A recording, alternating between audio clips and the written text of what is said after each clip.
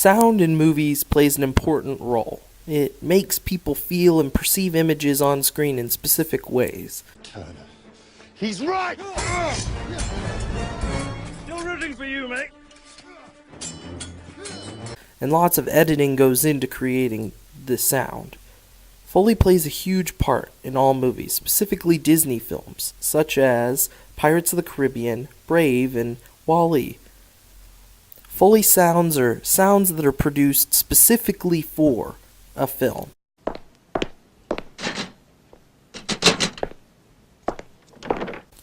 Whereas sound effects are used and kept in files and reused over and over,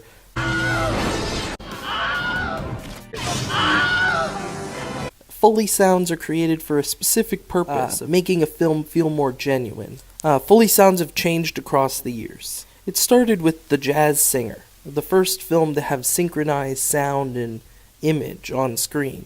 Well, with me it's all right. I'll kiss you and hug you feel my own. Now, Mama, stop now. You're getting kittenish. Mama, listen, I'm going to sing this like I will if I go on the stage, with this show.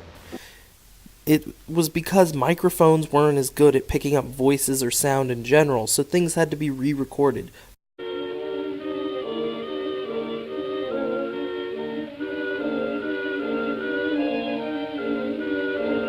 For the specific purpose of that film. Jack Foley created it and has transitioned across the years to look something like this.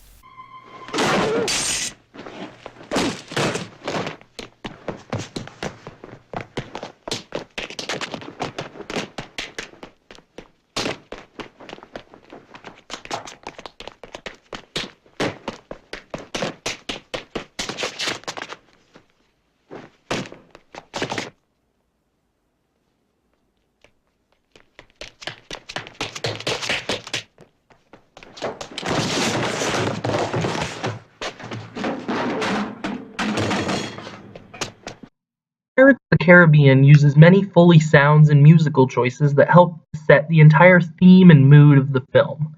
Let's take a look at some examples of other people creating the sounds for the movie, to notice how different the feel of a movie can be without good Foley sounds. You're off the edge of the map, mate. Here there be monsters.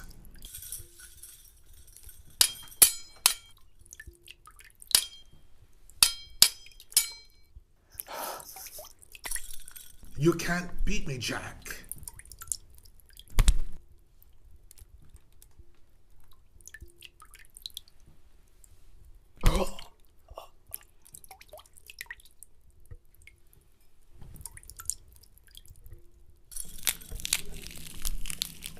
Many movies involving many things such as guns, swords, and fights need to use Foley sounds to give a more accurate sound to what the audience is expecting. When a gun goes off, you expect to hear the shot.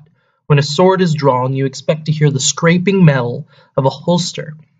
See how Disney uses the sounds to further our interest into the film.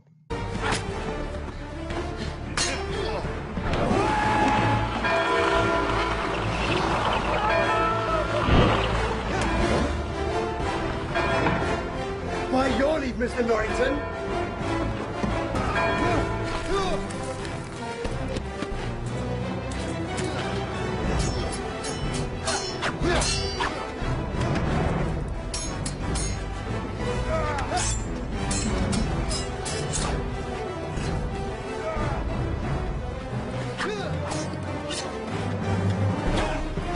As you can see, there's a lot of sound that needs to be edited within Foley to either heighten or create what we hear in films, particularly fight scenes. As Merida is walking up to the witch's cabin, we hear birds chirping. This is made by a human whistling.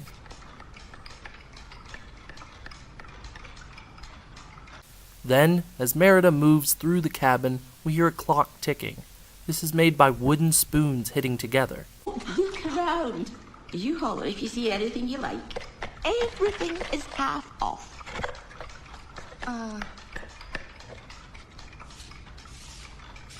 Who are you? Just a humble woodcarver. Then we see the witch sweeping the ground with a broom. We also hear this broom. The broom against the floor sound comes from someone brushing another girl's hair with a hand fan. As Merida is accusing the witch of being a witch, Merida backs up into the wooden bear, and we hear this bear move. The sound comes from wooden spoons dropping to the floor. This conversation starter is made of you wood, tough as stone. That's that. Staring at food. The go-go's That's not all I can do. La la la la la la la la. When the bird starts talking and flapping its wings, we hear the wings very clearly. The sound is coming from someone opening and closing an umbrella very fast. The witch again is trying to convince Merida that she is not one, and in this process, she drops an axe. The sound of the axe hitting the floor is created by someone dropping a silver spoon into a plastic bucket. Now let's watch real people make these sounds as we've described them and more.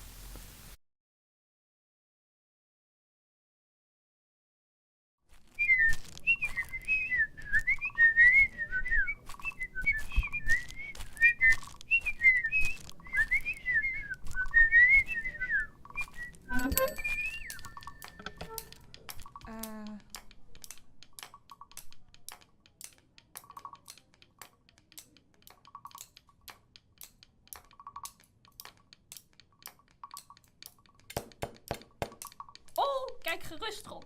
En roep maar als je iets van je garing ziet. Alles is voor de halve prijs.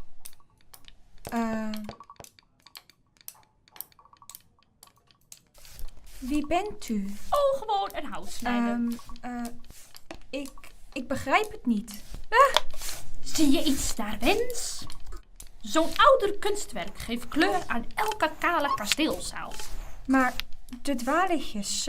Oh, dit is iets unieks. Een prachtig brulletje voor een zachte prijs. Uw bezem! Hij was aan het vegen, helemaal zelf. Dat is belachelijk. Hout bezit absoluut geen magische toverkracht. Ik kan het weten. Ik ben een expert in hout. Oh, hoe vind je dit hout gesneden snijwerk? Het is van taxushout. Hard als steen. Oeh, die is opgezet. Daar is onbeleefd. Die kraai kan praten. Ik kan nog veel meer. La la la la la la la la la la la la la.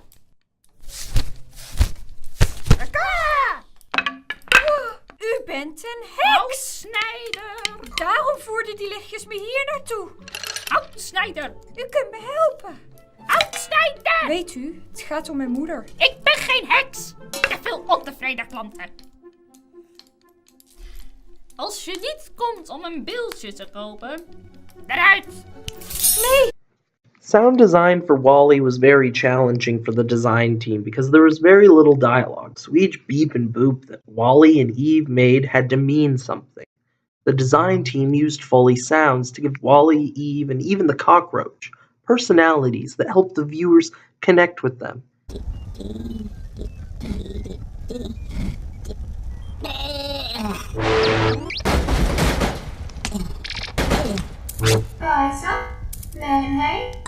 As you can see, WALL-E fidgeting with the trash and the beeps that he makes give him a good childlike charm that people are drawn to, even though he isn't even speaking.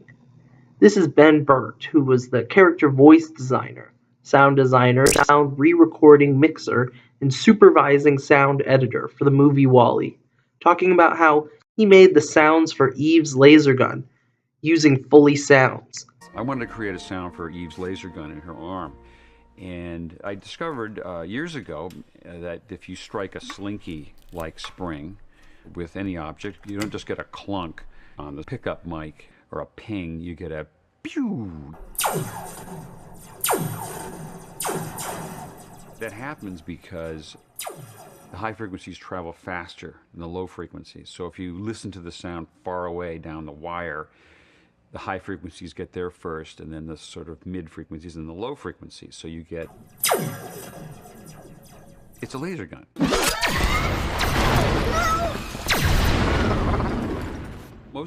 Foley sounds can be created using random everyday objects. For example, Punching a trash bag filled with air can be the sound of a door slamming. This is why some sound designers use anything and everything they can to create awesome and realistic sounds.